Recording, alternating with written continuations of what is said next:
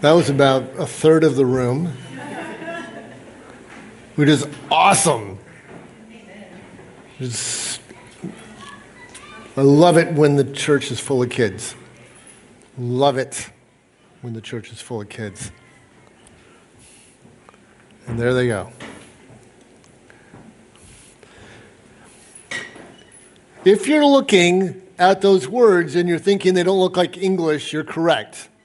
Those are not English words, and we're going to have a little bit of bilingual work this morning.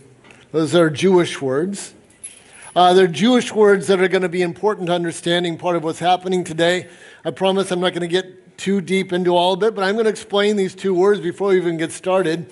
That first word, mikvah, is a word I introduced maybe about a month ago. It's a ceremonial Jewish bath. It was used for several things. For a male, you had to go to the mikvah and get cleansed before you could go to the temple. Also, to this day, you would use a mikvah to get dunked before you could become a Jew. So a lot of Christians might think that the whole getting wet before you can join the group thing is a Christian thing. It originated before us.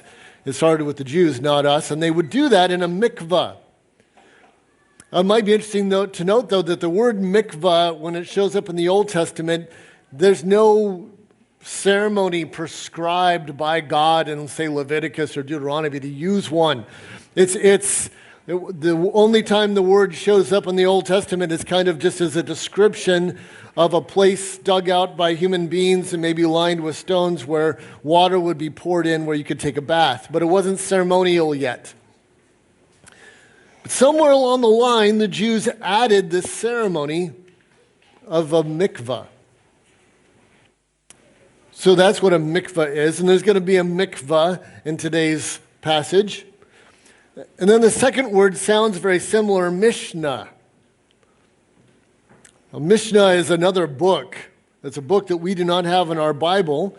It's a book of the rulings of religious leaders about the law. So if you know the word Torah is from the Jewish law that we do have in the Bible. But over time, as there had been disputes, like any legal system, there'd been a dispute and an argument, and some judge or leader had made a ruling, and then those rulings were recorded, and that became precedent, and then that became how the rules were interpreted in the future. The Mishnah recorded those rulings and extra rules. Jewish law all by itself in the Bible has 613 laws. The Mishnah adds over 1,500. And it's hard for us to imagine, as people who don't live in a system like that, what it was like to live as a Jewish person in the time of Jesus. It was very hard for us to get our head around what that was like, the pressure, the intensity, and this very small nature of how this works. I'm going to give you an example of the Mishnah. In Exodus 34:21, it says, "You shall work for 6 days, but on the seventh day you shall rest, even in plowing time, and in harvest you shall rest." So it prohibits plowing. In the Mishnah it reads, "Do not spit on the ground on the Sabbath, or you might move the dirt, and that would be plowing." I'm not making this stuff up. This is how detailed they had gotten to the point of follow the rules. The Jewish mindset wasn't about trying to figure out what the law said about the heart of God. It wasn't about digging out some kind of principle that we could live by. It was, what did the rules say, and to what extent will we go to make sure we do not break the rule? That's the mindset. That's the mindset. Here's some other ones that aren't up there. You could not swat a fly on the Sabbath. By the way, Sabbath, just so you know, Sabbath is a day of rest.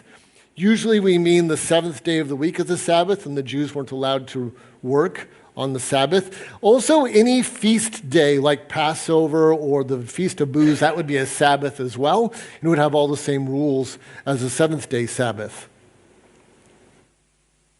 Some other things you couldn't do, like I said, you cannot swat a fly on the Sabbath because that would be hunting. And a woman was not to look into a mirror on the Sabbath. Why? Because she might see a gray hair and then feel compelled to pluck it. And plucking the hair would be work. Now, this is the world that Jesus was born into. This is the law. This is the system. This is his culture, where it has gone. It's where his culture has taken God's law and what his culture has done with it. Here's another interesting example of what they've done with the law. We're going to read from Deuteronomy 11, 18 to 19. Fix these words of mine in your hearts and minds. Tie them as symbols on your hands and bind them on your foreheads. Teach them to your children, talking about them when you sit at home, and when you walk along the road, and when you lie down, and when you get up. And when I read this very symbolically, that God wants his law to be part of our life, part of what we're thinking about, part of every decision we make. That God's message in the Bible is supposed to permeate everything we do. I think of it that way. Here's what the Jews think of it. Next slide. This is an actual picture of what a legalistic Jew today would do. See the box on that head? That's got part of the law in it. See the wrapping on the arm? See that this is a literal interpretation. To this day, there are Jews that during prayer time, all the males will put this on their head and wrap that on their arm so that they can, by the letter, do exactly what it says. It's an attitude. It's a way of looking at things. It's a perspective about the law and how important it is to follow it exactingly. And I'm talking about this because in this passage, Jesus is going to challenge the Mishnah at a mikvah. He's going to challenge the Mishnah at a mikvah. And that's part of what's going on today. He's going to challenge the additional laws that the Jews had added at a ceremonial pool the Jews had invented. So, some other things we're going to look at today. Today we're also going to look at the third miracle of Jesus recorded in the book of John. It's not the third he did in his career. It's the third one that John recorded. John only recorded 7 miracles of Jesus, which is by far the smallest amount of any gospel. And he was very particular about which miracles he picked, and he used them in a multitude of ways. And this is going to be certainly true of this one. This miracle is going to not only demonstrate the character of Christ, it's going to open up a massive discussion that will take us several weeks to unpack as we get more into that part. The first miracle of Jesus honored his mother, that's recorded in John. The second miracle of John in John's book, Jesus loved his enemy. And in the third, he's going to declare war on heartless tradition. He's going to declare war on heartless tradition. Let's start out with chapter 5, verse 1. After these things, there was a feast of the Jews, and Jesus went up to Jerusalem. We're going to just stop with verse 1 for a second. We're going to stay there. After these things, last week we talked about Jesus. He had left Samaria, and he'd gone north, and he'd gone up through his own town. He'd gone up through Nazareth. He'd ended up in Cana, where he had done his first miracle. He met a royal official, and we got that story.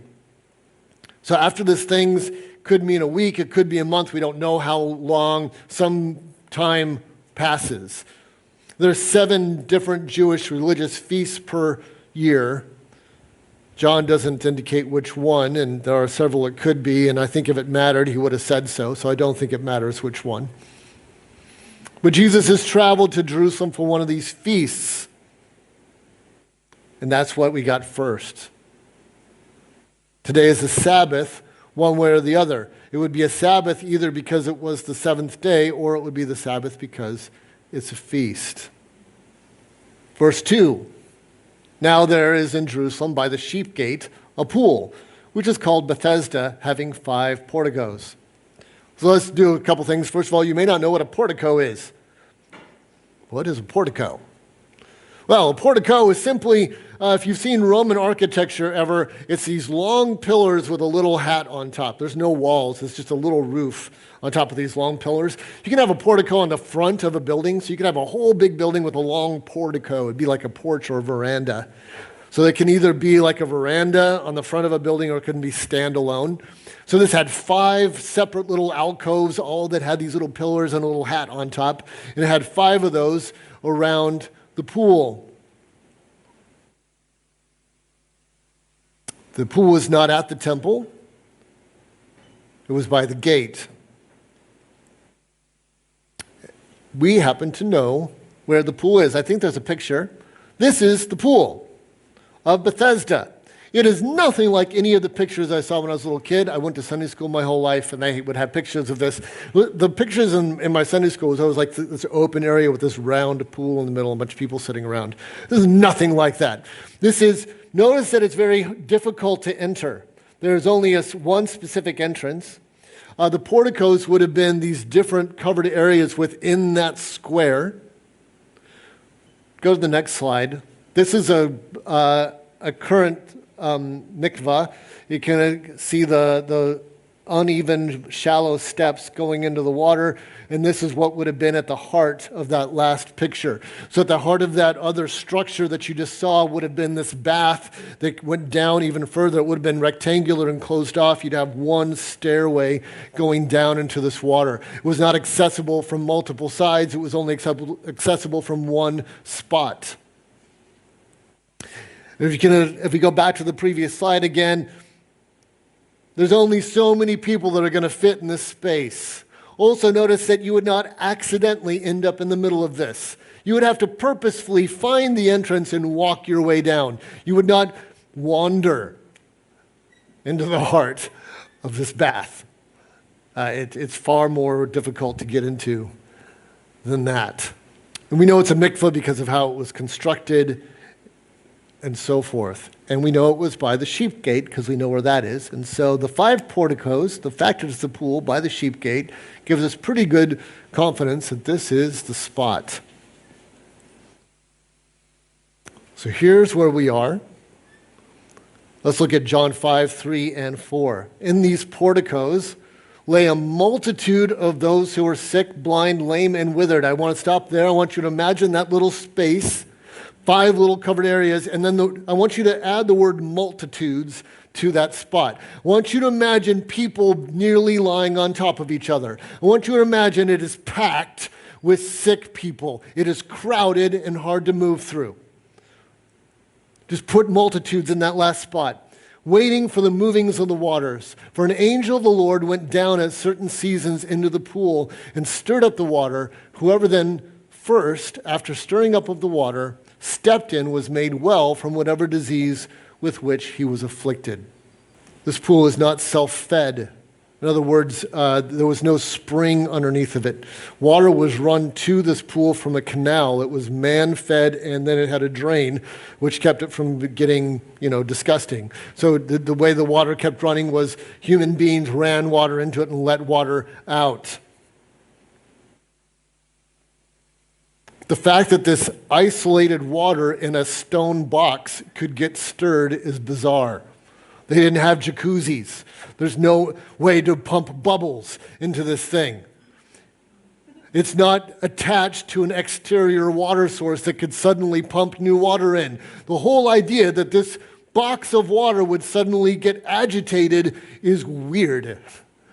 It is not very explainable. It'd be like having a bathtub in your house full of water. You walk in and all of a sudden the water started moving by itself. And you'd go, okay, that's bizarre. That's the level of bizarre that this water would move because there's no spring. It's weird that this would move. It's not explainable that this should move. Additionally, it would be pretty easy to verify whether this claim was true or false, right? I mean, you got a whole crowd of sick people around the pool. If every time it stirred, the first person who came out just as sick as they were before, they'd all go, oh, they'd be out. Like there'd be no one left at the pool anymore. They wouldn't sing around there. The fact that there's a ton of people waiting around the pool verifies that something's working. I don't understand why it's working. I can't explain to you the theology of why it's working. I don't know any of those things. All I know is there'd be no reason to stick around if it wasn't working. And it would be really, really easy to tell whether it was working or not. Pretty hard to fake this.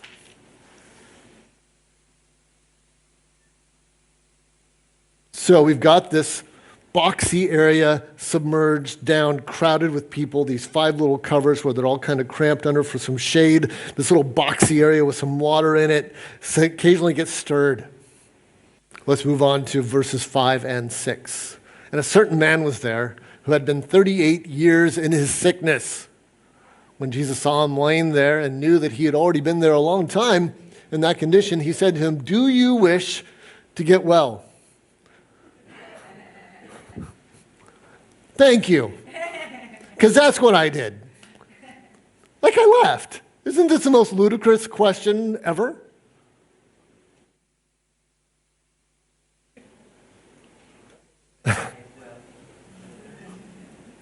That's almost insulting depending on how you look at it. I mean, if you had muscular dystrophy and I met you at a clinic where people were waiting for a doctor, they were waiting for a solution, and I sat down next to you and I go, "Do you wish to get well?" You'd probably hit me. Like, what do you think I'm doing here? What? No. I just like watching everyone else, sitting in a crowded spot with a bunch of other sick people. No, of course I want to get well. This is the strangest scene. Jesus purposefully walks down into this sheltered pool, stepping over and around multitudes of the ill. That's what verse 3 said, right? A multitude. So Jesus is stepping over and around and through the sick and helpless until he's next to this one guy. And then he asks this guy and only this guy, "Do you want to get well?"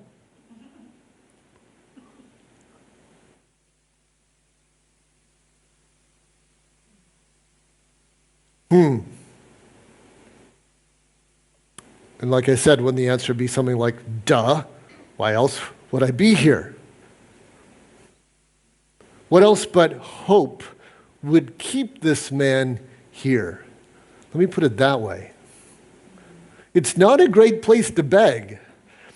A good place to beg is when you're on a thoroughfare where lots of people go back and forth. You beg at a bridge or at the entrance of the temple, someplace where lots of people have to go in and out, right? Okay, you've got this pool that you have to go into very specifically, and because of what the pool does, it's just full of a bunch of sick people. Who goes down there for fun? Who just walks down into a pool? It's not a good place to beg because no one's going to go there. They're going to go around the pool. He's not there to try to get someone to give him alms. He is there because he has a hope that this water is going to heal him. That's what he's there to do. And yet that hope surely has been tested over and over. Let's look at verse 7. The sick man answered him and said, "Sir, I have no man to put me into the pool when the water is stirred up, but while I am coming, another steps down before me." Whatever this man's ailment is, it makes him move slowly. Perhaps his legs are withered and he has to drag himself, or maybe it's something else. I do not know. It doesn't specify. Here's what we do know. He's been trying. He's watched other people get healed. If he didn't think that was true, he wouldn't still be here, still trying. And he can't get there in time. And you know what else? No one's taking turns. No one goes, "Hey, buddy, you've been sick for 38 years. Maybe it's your turn. You know what? This time, all the rest of us just wait and let you have your shot." Nobody's doing that. How abandoned and alone is this man's life? I'm not sure sickness is his worst problem. You know, there's another story about a paralyzed man in the Bible about Jesus, and you know what his friends do? His friends climb to the top of the building where Jesus is teaching, cut a hole in the roof and lower the dude down so that Jesus can see him. That guy had friends. You know what? Maybe that guy, even if he hadn't have been healed of paralysis, had a pretty awesome gift because he had some amazing friends. This dude has got nobody.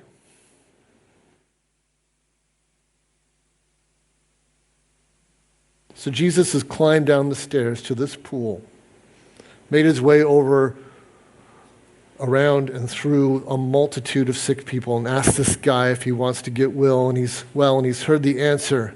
And I'm going to tell you, here's the paraphrase of the answer. I keep trying, but I am never good enough.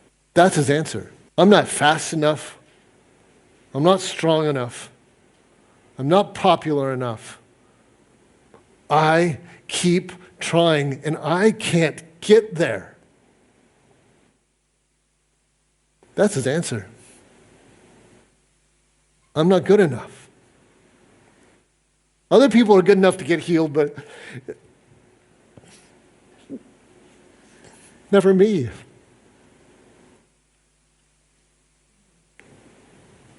Can't you feel the pain? The pain of he's caught in this place where hope is so close, and yet he's never good enough to get to it.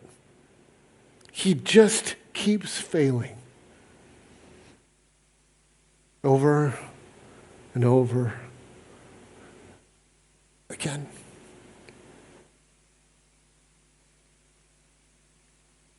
I can't do it. What an answer. And here's what Jesus says in verse 8 and 9. Here we go. Jesus said to him, "Arise, take up your pallet and walk." And immediately the man became well, took up his pallet and began to walk. Now it was the Sabbath on that day. I want to just point out that Jesus didn't touch him. In fact, I want to point out Jesus never even proclaimed the man healed. He didn't say, "I'm going to heal you now." He didn't bind anything. He didn't blow on him. He didn't rub a salve on. He spoke some words. Said, "Get up." This is the extent of Jesus' actions here.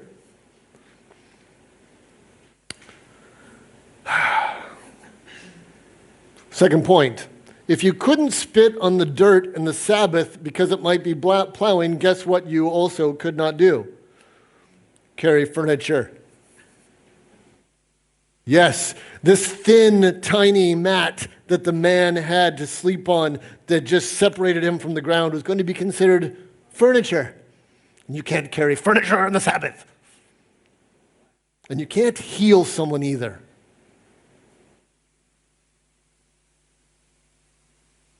Now, if Jesus had not told him to pick up the pallet, there would have been no problem. Jesus could have just said, "Get up and walk." Everything would have been fine. No one would have known. It would have been a secret miracle. But no. Jesus says, pick up that filthy thing that you've been laying on that you probably want to burn now and carry it with you. He is not doing this on accident. He's not accidentally walked down into this pool. He has not accidentally walked up to this guy. He has not accidentally done it on the Sabbath. And he has not accidentally told him to pick up his pallet and go. He hasn't accidentally done any of this. None of this scenario is random. Jesus is doing something on purpose here. He orders the man to break the Mishnah. And he is well aware what the Mishnah says, and he is well aware he just told the man to break it. I just want to make that clear. He said, break the Mishnah right now. And he does.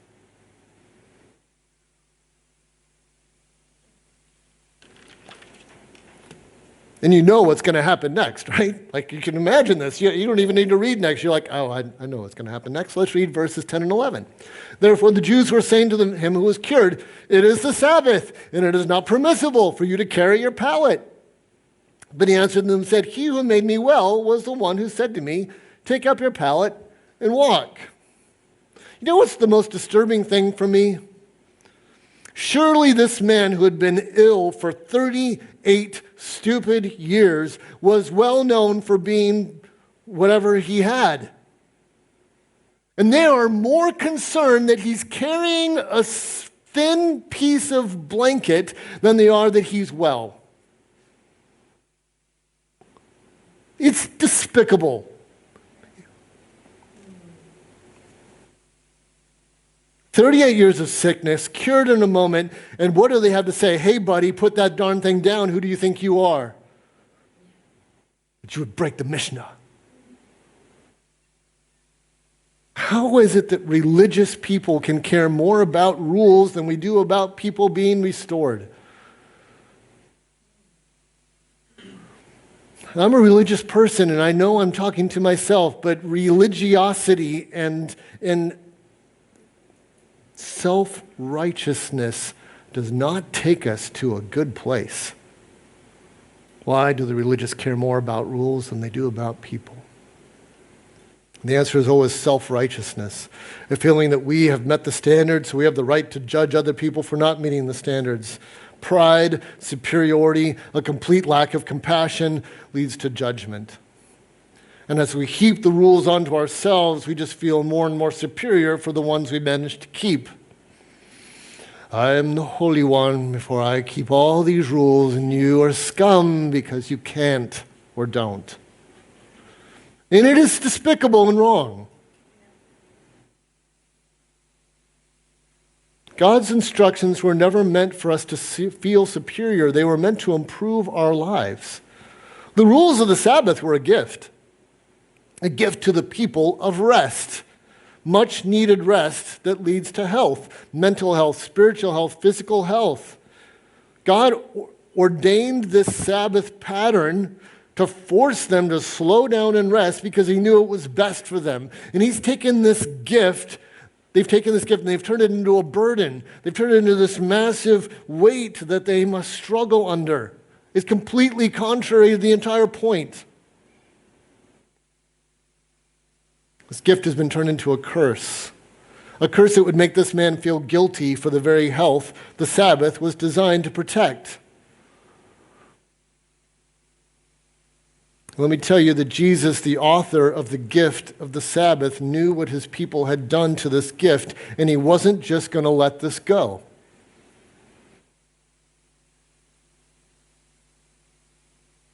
This is a showdown, one that Jesus doesn't intend to miss. Let's read verses 12 through 16. They asked him, "Who is the man who said to you, 'Take up your pallet and walk'?" But he who was healed did not know who it was, for Jesus had slipped away while there was a crowd in that place. There was always a crowd in that place. Afterward, Jesus found him in the temple and said to him, "Behold, you have become well. Do not sin anymore, so that nothing worse may befall you." The man went away and told the Jews that it was Jesus who had made him well, and for this reason the Jews were persecuted Jesus because he was doing these things on the Sabbath. There is so much detail crammed here, so many truths. I think the first thing that we ought to recognize is the importance that this guy had no idea who Jesus was. He was healed, and he had no idea how, why, or who did it. Nothing. It was not because he had a specific faith in the person of Jesus Christ. He didn't know it was Jesus Christ. He didn't know. I'd like to just point out that Jesus can do what he wants, where he wants, and when he wants, for the reason he wants and who he wants as it suits his will and purpose, period. He does not have to do it by anybody else's rules, and there are no standards he has to keep. If he decides he wants to heal somebody, someone gets healed. Done.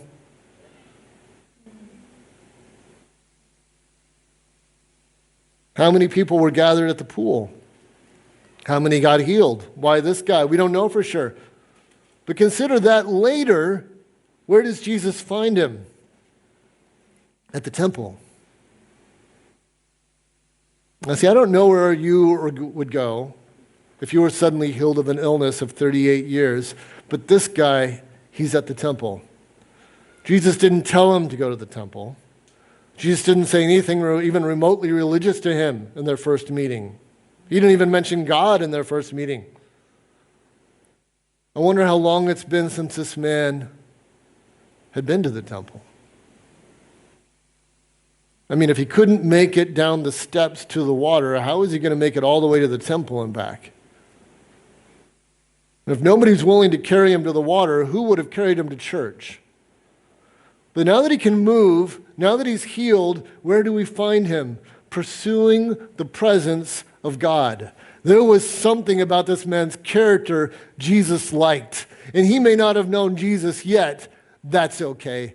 Jesus really liked what was inside this guy. That he would take that healing and immediately go to worship his God in his temple. That was his instinctive move, was to go thank God at church.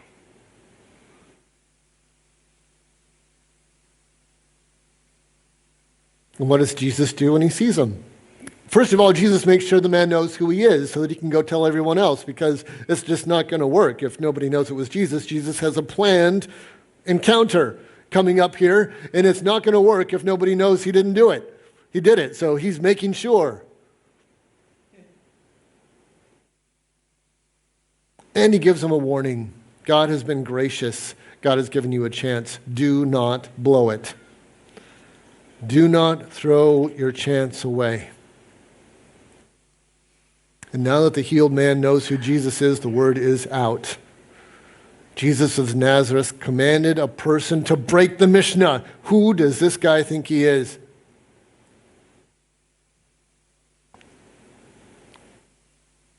Now, before I read this next verse, I want us to remember, what must we not do on the Sabbath? The answer is work. Even if with the law, right? Even with the original law of Moses, the Ten Commandments, the whole bit. What we can say for certainty is that what we should not do on the Sabbath is work.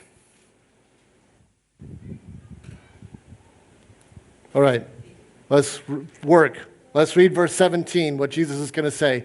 But this is what Jesus says. My Father is working until now, and I myself am working.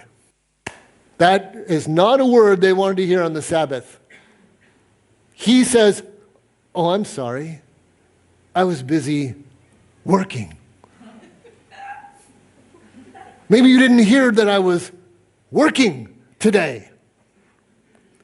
There could not be more in your face than for him to use this exact word, working. What are you doing? I am working on the Sabbath. Come at me, bro. You know?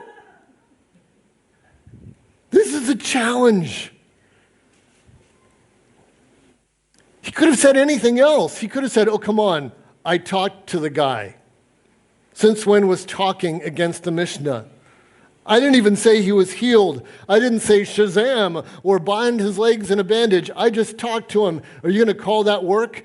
Jesus could have said that. He might have gotten away with it. If Jesus didn't want this to become a scene, he could have talked in a way that would not have made a scene. He does the exact opposite.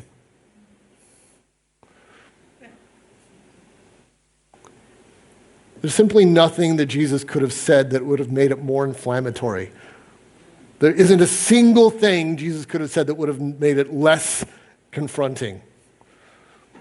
It's the Sabbath right now.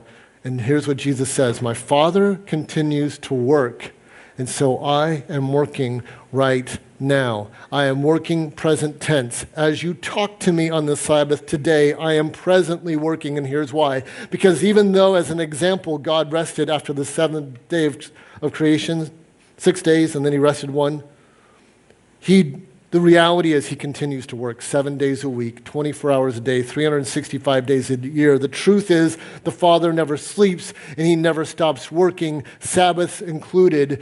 The Father never quits working, therefore the Son never quits working either.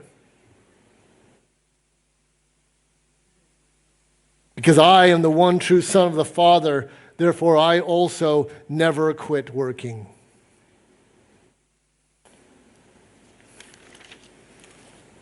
And once again, the Gospel of John makes it ever so clear of what Jesus is claiming. This is verse 18.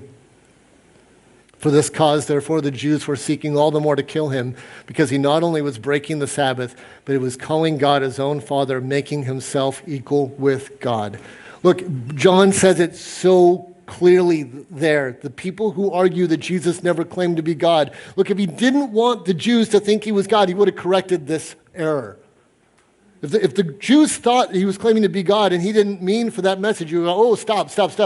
Guys, I don't mean that I'm equal to God. I didn't mean that. Don't go there. That would be blasphemy. He does not care that that's what the Jews think because it's true.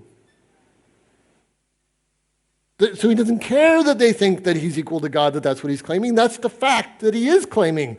He is claiming to be equal to God. And there it is, as clearly stated as humanly possible. Jesus made it clear by his words, by his actions, that he was equal with the Father.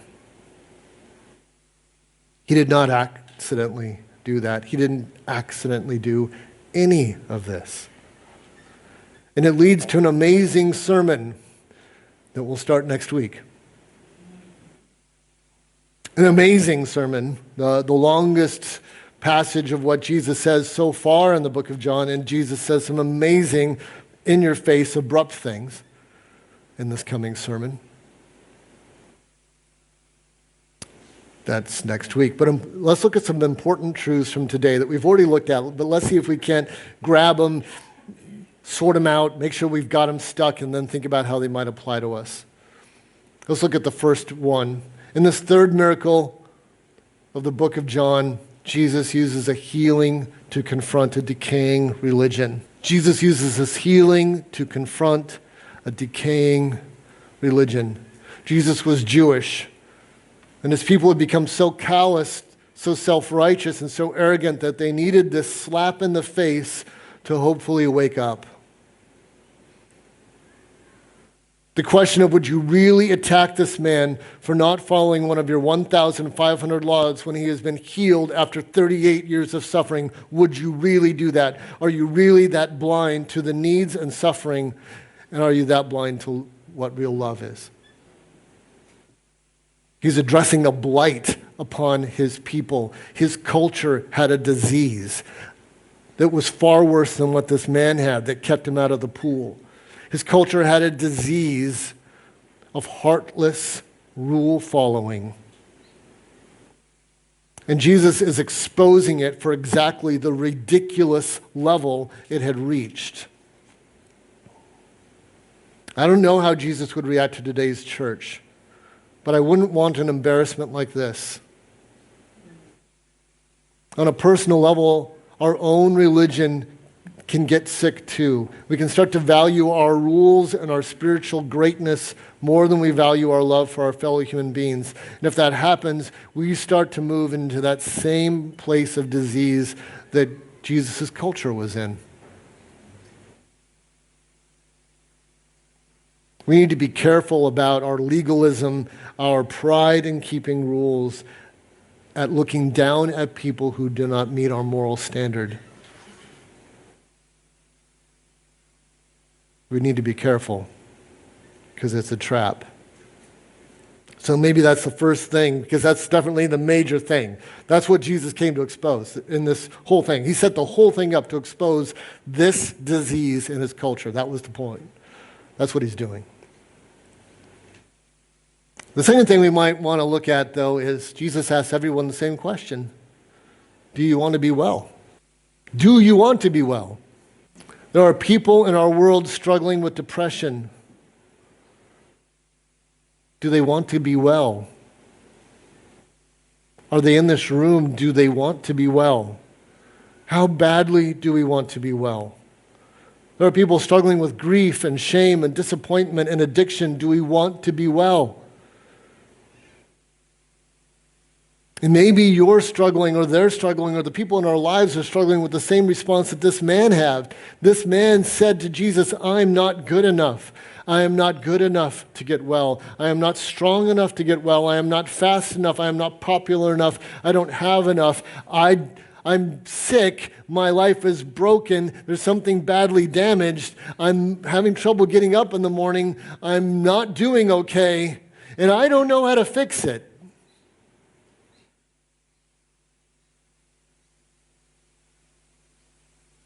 I wish I was like the few people I see that managed to get out. I don't know how they managed to get out. I wish it was me. But I'm still stuck here. And I'm not okay. You know what hurts me sometimes? I'd carry you if you let me. I'd carry you to that water. But people won't even tell me that they're hurting. They won't tell anybody sometimes. They're just in the spot of sickness, of isolation, of pain, and they won't talk.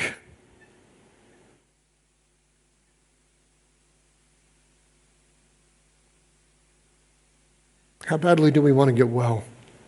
It doesn't have to be me. Share it with someone else that you trust. Share it with someone. If you want to get well, I would stand with you. And if not me, someone else. Jesus can heal what was impossible for 38 years to cure in this man. He can heal you too. But maybe that needs to be more than just laying in the pain and wishing something would happen. Maybe there's more that needs to take place for you to get well.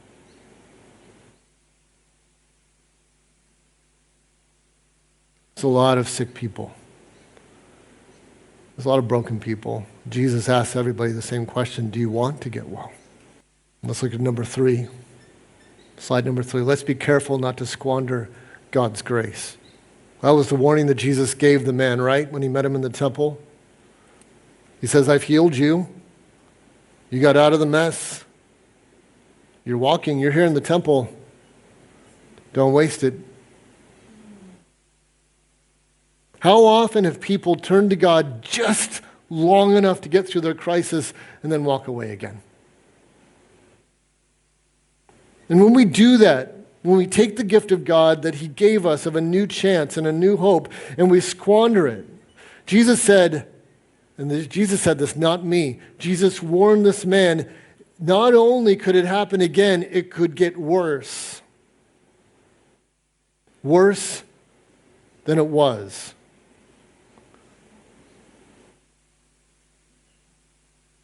Worse than being surrounded by other sick people and failing, always failing at getting better. How often is it that our existence, when we are ignoring God and running from God, that everyone around us is sick too, and we're all failing together, and hope seems like it's just right over there, and yet day after day, most of us stay exactly where we are. Jesus has saved this man from that existence, and he warns him not to go back. How much more bitter would it be knowing you had made it out once, and yet here you were again in this endless hell of never being good enough to get out?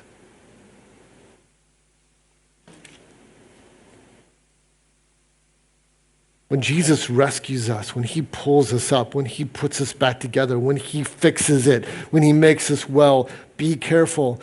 Don't squander that grace. Why would you want to give up the gift you've been given? Jesus has come to rescue. Do we want to be well? Do we want to stay well? And are we willing to acknowledge that sometimes our real sickness, our illness, can be our religious arrogance that condemns other people?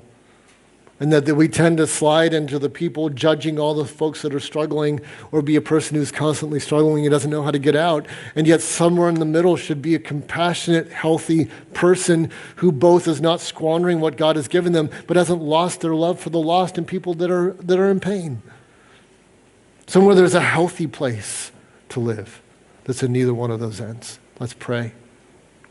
Dear Heavenly Father, would you cause us to be a body of believers or people that are traveling or whoever we are this morning that know you, that are not trapped in our pain. Help us to not be trapped in our brokenness. Help us to desire greatly to be well. And Lord, when you have made us well, help us to guard that, to not squander it, to treat it carefully, to guard it with great intensity. Lord, should it be that we escape and we learn to live in your ways. We learn to live by the good rules you've given us because they're good rules. Like the Sabbath was a good rule, God, we should honor that because it's healthy for us, it's good for our minds and our souls and our bodies. It's a great rule. But don't let our rules become arrogance. Don't let our nitpicking become vile and heartless. Don't allow us to slide into self-righteousness, but to live grateful for your commands and compassionate for those who are sick and broken. Make us healthy Christians. Make us like Jesus. Exactly who Jesus is in this story. In Jesus' name we pray. Amen.